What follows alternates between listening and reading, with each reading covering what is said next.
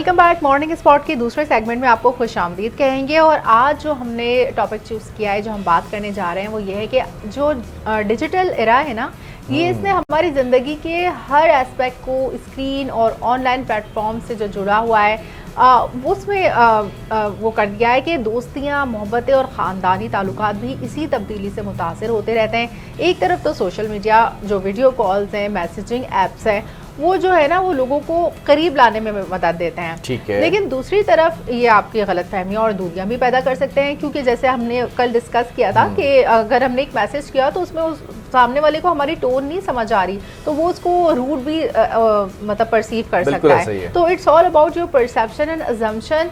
आप दूसरा हो सकता है वो इस लहजे में बात नहीं कर रहा हो, लेकिन आपको वो बुरा लग जाएगा। जैसे अब ईद त्यौहार है या कोई ख़ास मौका है, ज़्यादातर लोग एक दूसरे के घर जाने के बजाय सोशल मीडिया के ज़रिए पैगामात भेज देते हैं ना, तो इससे अब वो दूरियां हो गई और वो रौनकें नहीं रहीं जो कभी पहले होती थी। जैसे वो सब आहिस्ता आहिस्ता ख़त्म हो रही है। जैसे साथ में बैठकर 1 to 1 जो मुलाकात है उसमें आप जैसे शीर खुरमा खा रहे हैं या दूसरे हंसी मजाक कर रहे हैं, उसमें जो है ना वो खलल आ गया है, क्योंकि हम वो सोशल मीडिया पर बहुत रूखा फीका सा एक पैगाम भेज देते हैं, तो उससे जो है ना अच्छा, हम एक चीज़ है अफशीन, बड़ा अच्छा टॉपिक है ये। अब हम इस ईद की बात कर लेते हैं ना। इस ईद पर कितने ही लोग होंगे जिन्होंने पहले दिन घर पे सोकर गुजारा, और शाम के औकात के अंदर सिर्फ एक छोटा सा मैसेज आ जाता है, ईद मुबारक टू एवरीवन। तो पहले ये होता था कि सुबह सवेरे हम जाते थे, एक साथ बैठकर शीर खुरमा खाया करते थे, फिर उसके बाद दोस्तों की एक महफिल होती थी गली मोहल्ले के अंदर, हम गले मिलने जाते थे, और फिर उसके बाद फिर कहीं ना कहीं निकल जाया करते थे। जेब में जितनी भी ईदी होती थी उसको खर्च करने की हमारे अंदर एक तगोदो होती थी,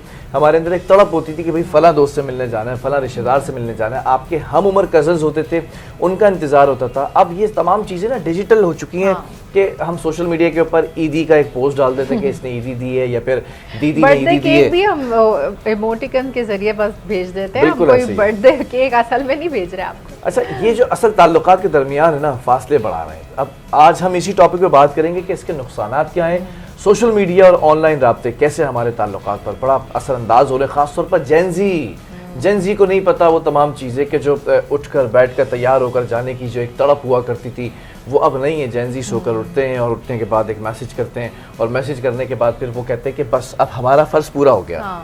इस पर ही बात कर लेते हैं। हमारे साथ माहिर नफ्सियात मौजूद हैं और बड़ी ज़बरदस्त हमारी पैनलिस्ट हैं, अरीबा नवीद खान। अस्सलाम वालेकुम, गुड मॉर्निंग। अस्सलाम वालेकुम अरीबा।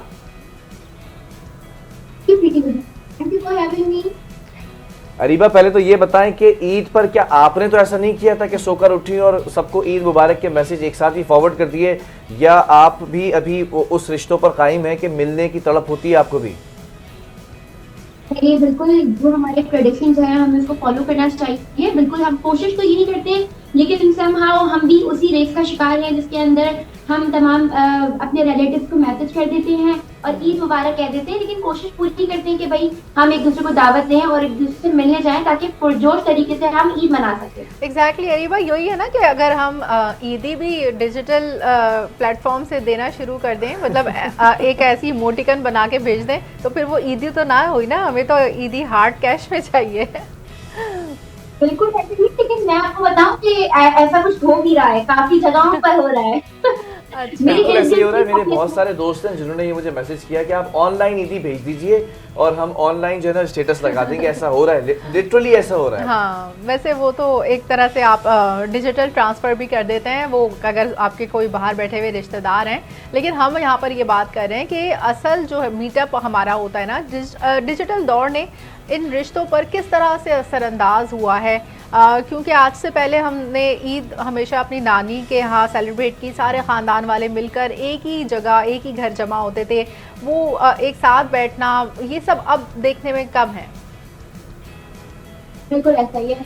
अगर हम सोशल मीडिया के हिसाब से बात करें कि भाई सोशल मीडिया या फिर ऐसे ऐप जो कि मैसेजेस के जरिए हम ईद मुबारक कह रहे होते हैं, देखिए इन चीज़ों ने कई तौर पे हमें कनेक्ट भी कर दिया है और कहीं कहीं हमें डिस्कनेक्ट भी कर दिया है।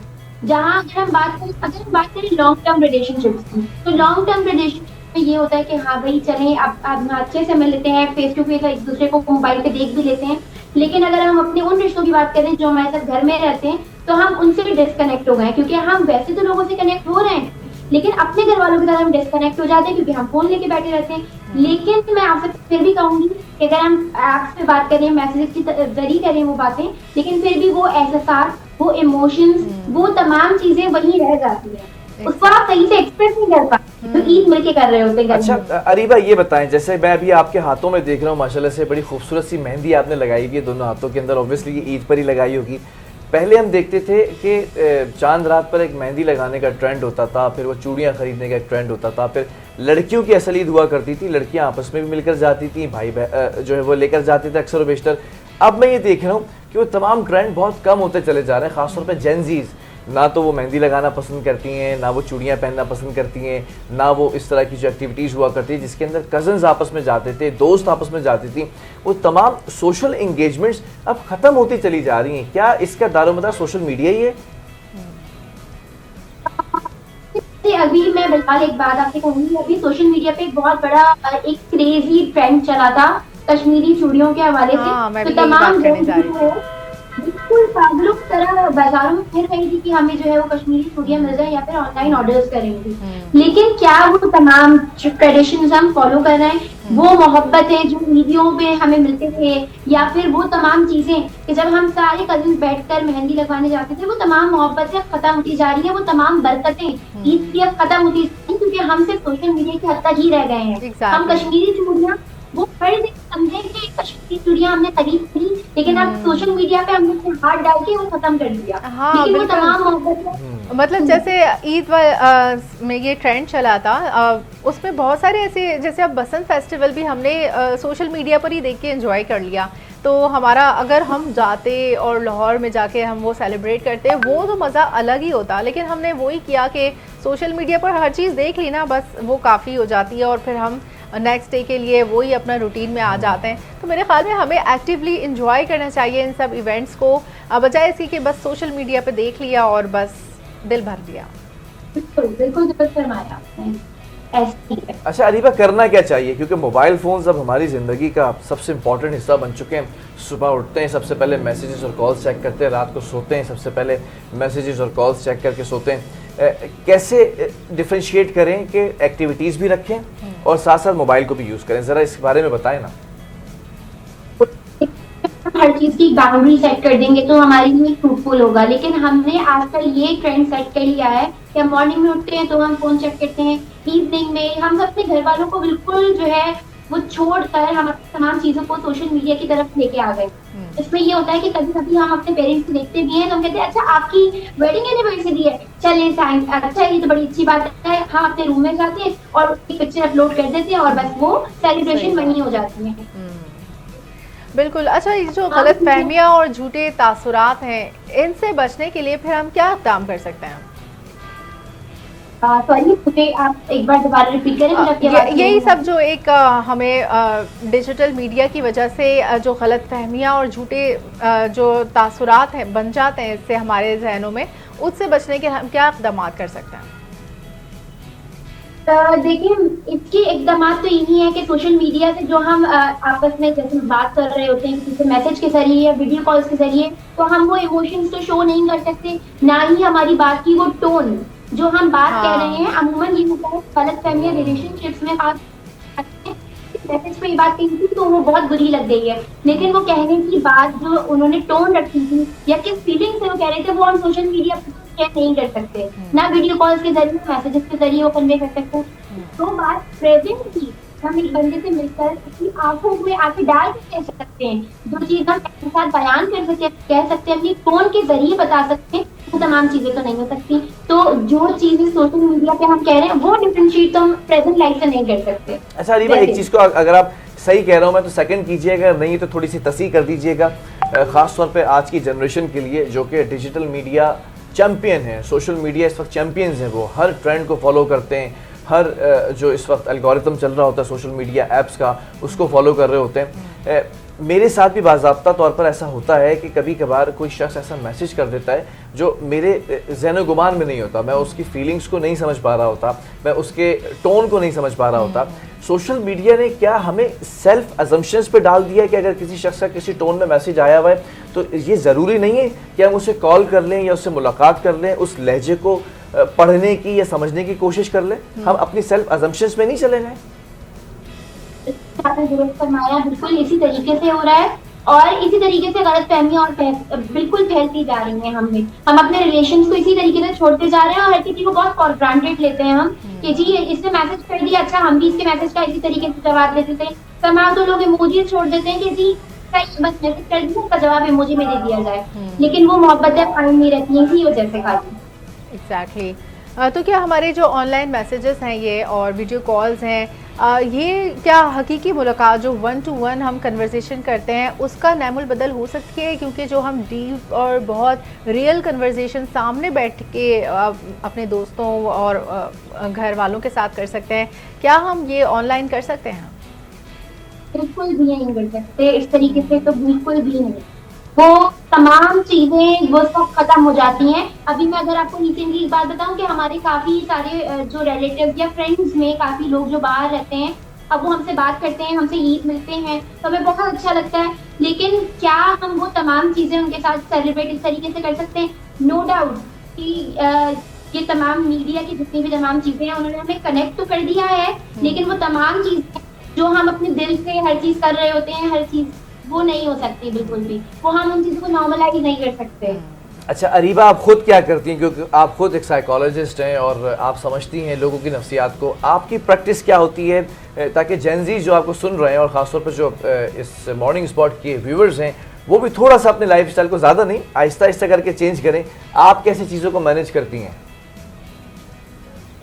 देखिए, अगर मैं अपनी बात करूं और एज अ क्लिनिकल साइकोलॉजिस्ट में बात करूं तो हमें अपनी तमाम चीज़ों को इस तरह बैलेंस रखना पड़ेगा कि अगर हम किसी से मुलाकात कर रहे हैं तो बिल्कुल उसको देखें कि हम किस तरीके से उनसे बात कर रहे हैं या किस तरीके से हमें अपनी लाइफ के रिलेशनशिप को बैलेंस रखना है।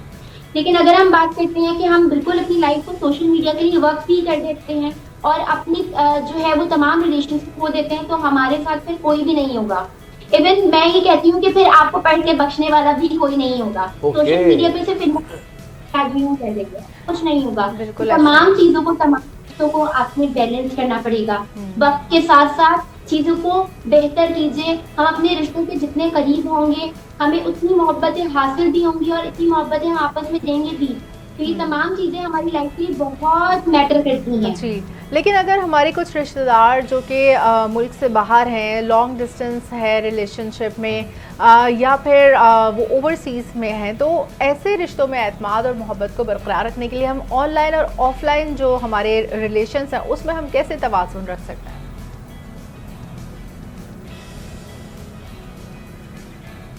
हाँ अरीबा, आप सुन सकती हैं? मैं ये कह रही हूँ कि कुछ हमारे रिश्तेदार ओवरसीज़ होते हैं, तो ऐसे जो लॉन्ग डिस्टेंस रिलेशनशिप है उसमें हम किस तरह से अपने ताल्लुकात बरकरार रख सकते हैं? ऑनलाइन और ऑफलाइन हम जो ताल्लुकात हैं उसमें कैसे तवाज़ुन रख सकते हैं? देखिए, जैसे मैंने आपको बताया कि हमारे जो रिलेशनशिप जो कि बाहर होते हैं या फिर लॉन्ग रिलेशनशिप डिस्टेंस रिलेशनशिप में होते हैं, तो उनको यही तमाम चीजें होती हैं कि भाई हम इस तरीके से ही कनेक्ट रह सकते हैं। और अगर हम अपने प्रेजेंटली फ्यूचर मतलब बात करें कि हमारे घर के अंदर जो मौजूद है तो हम उनको बैलेंस तरीके से लेके चलें। लेकिन अगर आप बात करती हैं कि तमाम वो लोग जी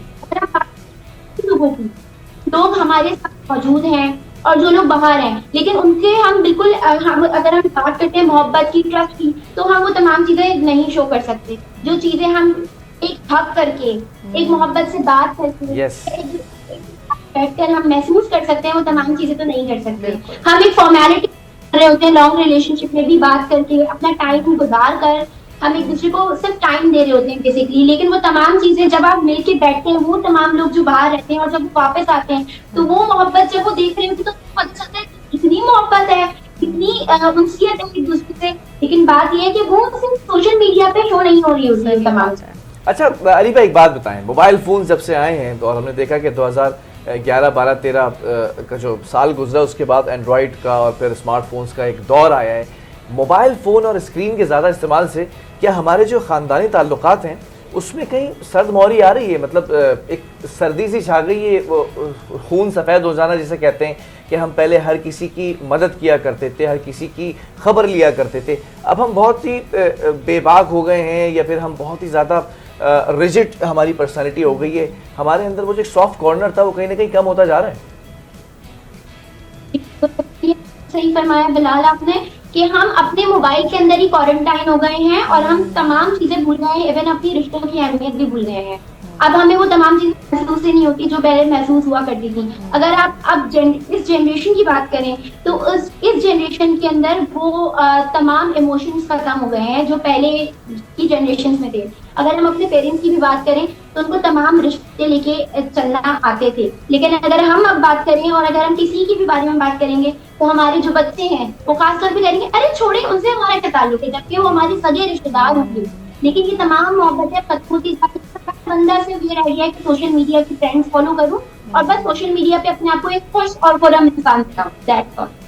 ठीक है, जरा अरीबा हमारे साथ ही रहिएगा। मोटिवेशनल स्पीकर इस वक्त उमैर जालीवाला ने भी ज्वाइन कर लिया है। उनसे भी इस डिजिटल एरा में जो तन्हाई बढ़ती जा रही है उनके हवाले से बात करेंगे। और अरीबा आप भी हमारे साथ ही मौजूद रहिएगा। हम उमैर अस्सलाम वालेकुम, गुड मॉर्निंग। बात करेंगे जी, मॉर्निंग, अस्सलाम वालेकुम। उमैर आपकी मॉर्निंग हो चुकी है and thank you so much and lovely listening to your voice after a long time in morning spot. कैसे हैं आप, खैरियत से हैं? जी, thank you very much, very kind of you. I hope you had a wonderful Eid.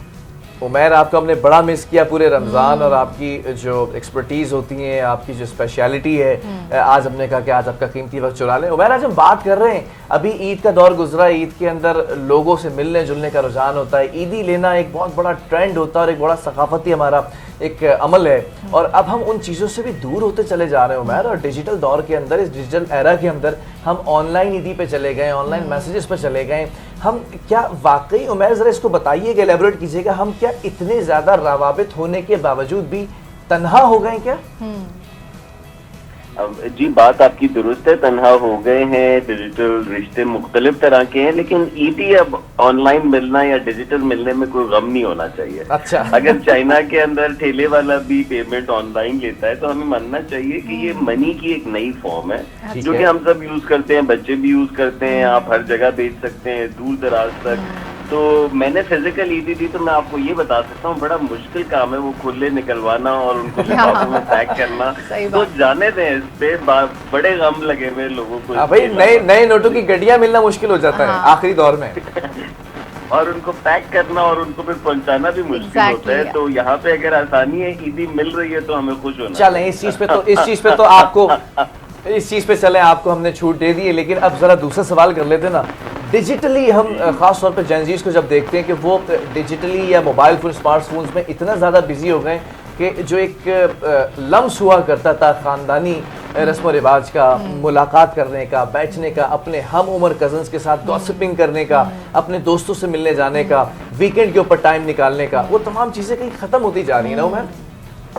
जी, ये एक real challenge है कि ये जनरेशन के लिए जो रिश्ते हैं, क्योंकि उन्होंने ऑनलाइन रिश्ते सीखे हैं, हमारी तरह पहले फिजिकल नहीं बनाए, बाद में ऑनलाइन नहीं आए, तो उनके लिए समझ मुख्तलिफ तरह की है। और ये एक बहुत रियल चैलेंज है जो कि इस जनरेशन को बड़ा तन्हा कर देता है, क्योंकि उससे अच्छी बात नहीं होती, बड़ी बात नहीं होती, छोटी छोटी हिट्स हैं, खुशियां हैं, इमोजीज हैं। तो उससे जो एक रियल रिश्ता बनता था जिसमें आप फेस करते थे एक दूसरे को, एक दूसरे के साथ अडैप्ट करते थे, वो बहुत कम अंतर पाया जाता है इस जनरेशन के अंदर। तो ये जनरेशन तन्हा है और ये मिस कर रही है बहुत ही, जो कि बाद में रिकग्नाइज करते हैं। एग्जैक्टली उमर, आपने जैसे देखा होगा कि इस वक्त जैसे बसंत फेस्टिवल हुआ था तो कैसे लोगों को एक जगह जमा कर दिया था, दोबारा से छत पे जाने का रिवाज कायम हो गया था, बच्चे बड़े बूढ़े सब ने मिलकर इस इवेंट को कितना एंजॉय किया था।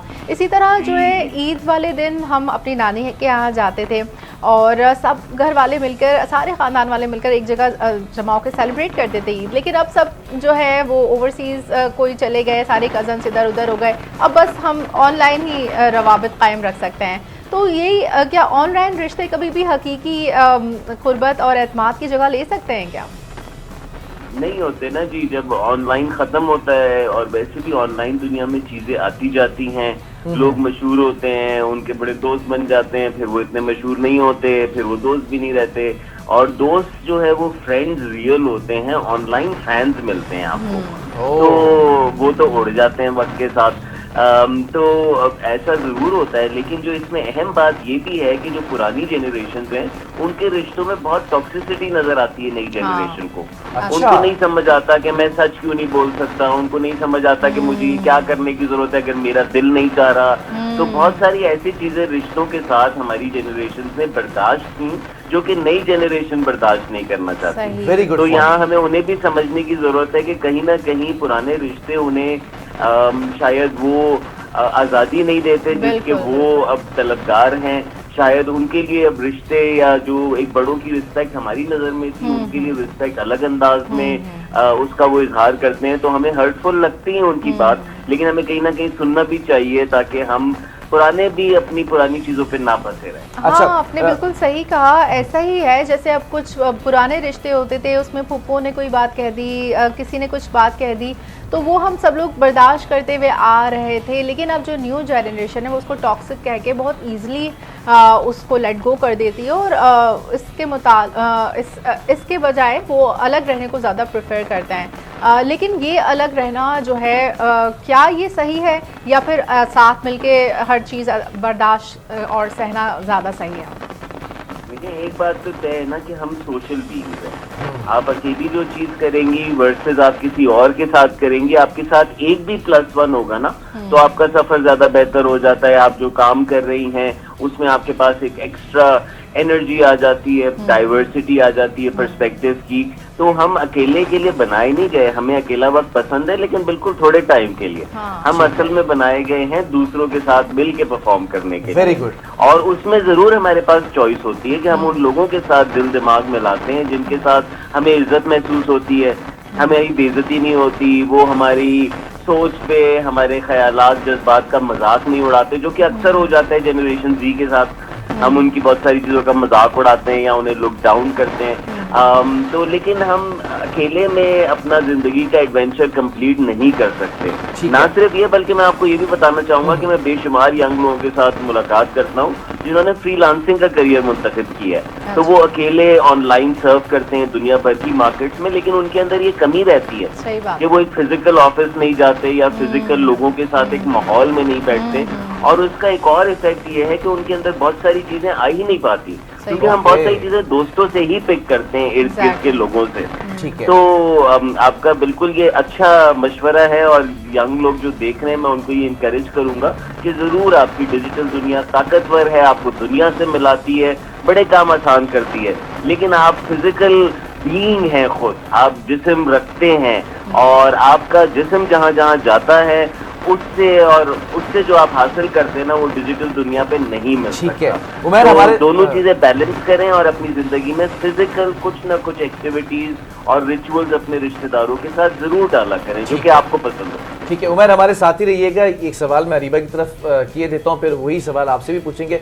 अरीबा, बीइंग अ साइकोलॉजिस्ट, आप क्या समझती हैं कि एक शख्स अगर अपने आप को एक कमरे में बंद कर ले और वो ऑनलाइन काम भी कर रहा है, वो अर्निंग भी कर रहा है, वो बैठकर सारी चीज़ें कर रहा है जो कर सकता है वो डिजिटली, दोस्तियां भी निभा रहा है, सोशल मीडिया पर बात भी कर रहा है, उसके दिमाग पर अकेलेपन में रहने का कितना जो है वो असर हो सकता है, नेगेटिव इम्पैक्ट कितना हो सकता है? क्योंकि हमने माजी में अभी बड़े केसेस देखे। हमने एक सीनियर अदाकारा थी आयशा खान, उनको देखा घर के अंदर अकेले जो है वो उनकी लाश मिली। फिर हुमैरा यासिर को हमने देखा कि कई महीनों तक वो घर में रही, वो लाश बोसीदा हो गई बिल्कुल, लेकिन कोई शख्स उनके पास नहीं आया।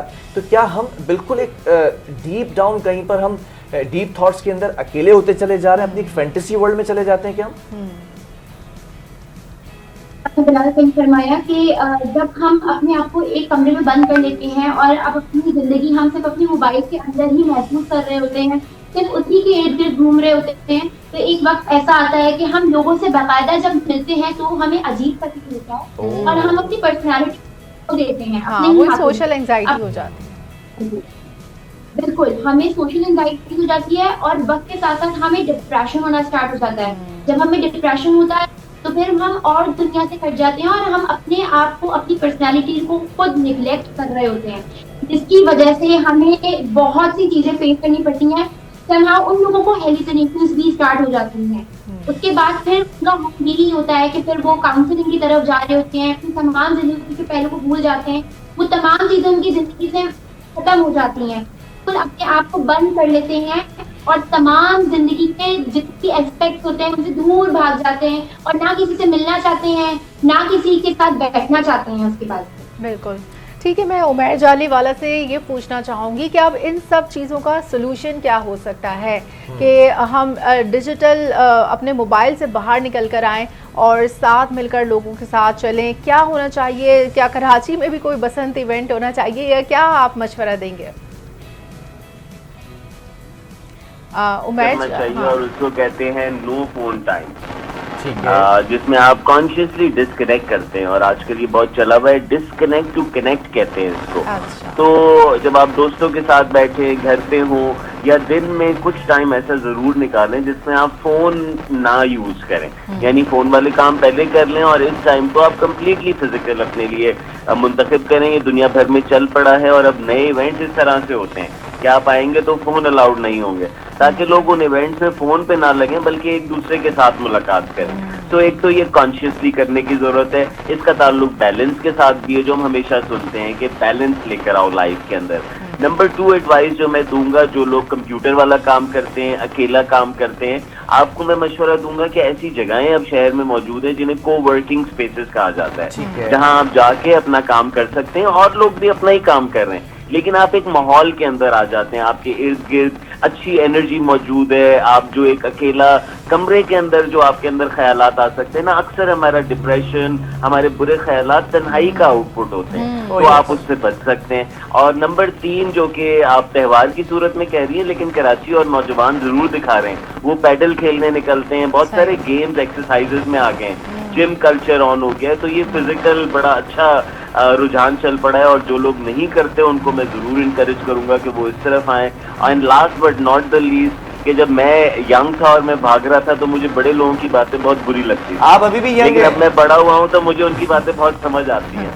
तो मैं थोड़ा सा हौसले की गुजारिश करूंगा कि जब आप यंग होते हैं तो आपका व्यू डिफरेंट होता है, लेकिन आगे वाले लोग बकवास नहीं कर रहे होते, उन्होंने जरूर बहुत कुछ देखा होता है, तो हम मिल के एक दूसरे की जिंदगियां और लाइफ को बेहतर बना सकते हैं। तो यंग लोगों के पास क्रिएटिव ख्यालात होते हैं, बड़े लोग जो हैं वो नहीं निकलते, चेंज नहीं करते, तो यंग लोग उनको चेंज करवा सकते हैं। और यंग लोग जहाँ बहुत ज्यादती करते हैं चेंज में, वहाँ बड़े लोग उन्हें सेंटर पे वापस ला सकते हैं। अच्छा उमैर, पहले तो मैं आपको एक चीज ये बता दूं, आप अभी भी स्टिल यंग है, आपकी बातों के अंदर हमें वही जवानी और ताजगी नजर आती है। उमैर ये बताएं कि आप अपने टाइम को कैसे मैनेज करते हैं, क्योंकि आप भी काफी ज्यादा सोशल हैं, काफी ज्यादा सोशली एक्टिव हैं।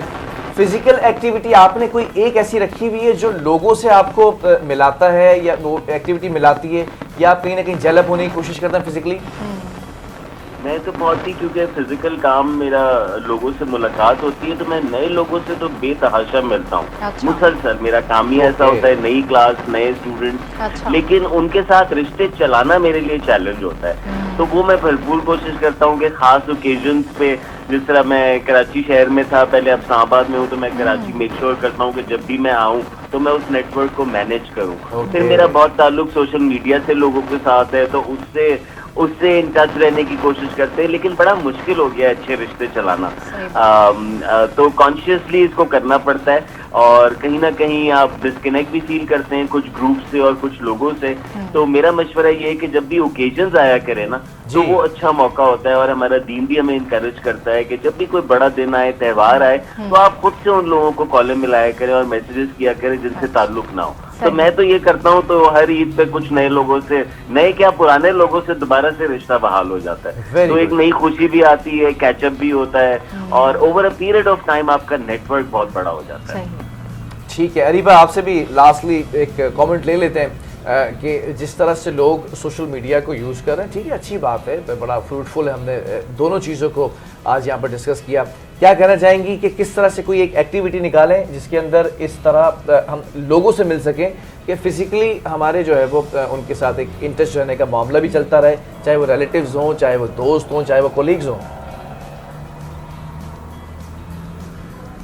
बात करें तो हमारी जिंदगी थोड़ा आसान कर दी है, लेकिन अगर हम इस तरह से सोचें कि अगर हम सिर्फ डिजिटली मिलते रहेंगे तो लोगों की बहुत पर्सनैलिटीज होती हैं जिनको हम एक्सप्लोर नहीं कहीं कर पाते जब तक हम मिल नहीं पाते। तो कोशिश करें कि हम ट्रेडिशन हमारे जो बरकरार हैं उनको बरकरार रखें, और ईद पे या फिर बकरीद पे या जो भी त्योहार आपके हैं वो त्योहार पे जरूर आया करें, एक दूसरे से मिला करें, ताकि एक दूसरे की पर्सनालिटीज को भी एक्सप्लोर कर सकें और एक दूसरे को बेहतर तरीके से सकें और कोशिश किया करें अपने आप को वक्त ज्यादा से। चले बहरहाल बहुत शुक्रिया। अरीबा नवीद खान हमारे साथ मौजूद थी, उमैर जालिया वाली भी हमारे साथ मौजूद थे और हम दोनों का बहुत शुक्रिया अदा करते हैं। और समझ में आई आपको बात की? बिल्कुल, मुझे ऐसे ही लगता है। आपने ईदी नहीं दी है, मुझे भी याद आया मुझे। बिल्कुल, मैं आपको एक इमोजी भेज देती हूँ ईदी का। तो यही उमैर ने कहा है कि अगर ऑनलाइन ईदी देने का टर्न चल पड़ा है तो इसमें भी इसको इंडोर्स करें, क्योंकि पुराने नोटों की और नए नोटों की जो जंग होती थी उससे आप आज़ाद हो चुके हैं। तो आप मुझे ऑनलाइन भेज सकती हैं और हम तो रोज़ाना ही मिलते हैं, हमारा सोशल कनेक्शन एक रहता है। और ये इट्स वेरी ट्रू कि जब आप लोगों से मिलते हैं, हंसी मजाक करते हैं, आपके अंदर का जो एक बच्चा होता है ना, वो हमेशा जिंदा रहता है, वो हमेशा जवान रहता है, वो हमेशा बच्चा ही रहता है। तो अपने अंदर के बच्चे को पहचानिए और लोगों से जलब होने की कोशिश कीजिए। जब आप अकेले हो जाते हैं ना, तो वो बच्चा सहम कर डर कर एक कोने में जाकर खौफजदा हो जाता है, जिससे नेगेटिव थॉट्स बहुत ज़्यादा दिमाग। बहुत अच्छी बात कही आपने। और इसी के साथ अपने दिल की सफाई भी कीजिए और खुशियों भरी जिंदगी गुजारिए। कल फिर मुलाकात होगी, जब तक के लिए अल्लाह हाफ़िज़।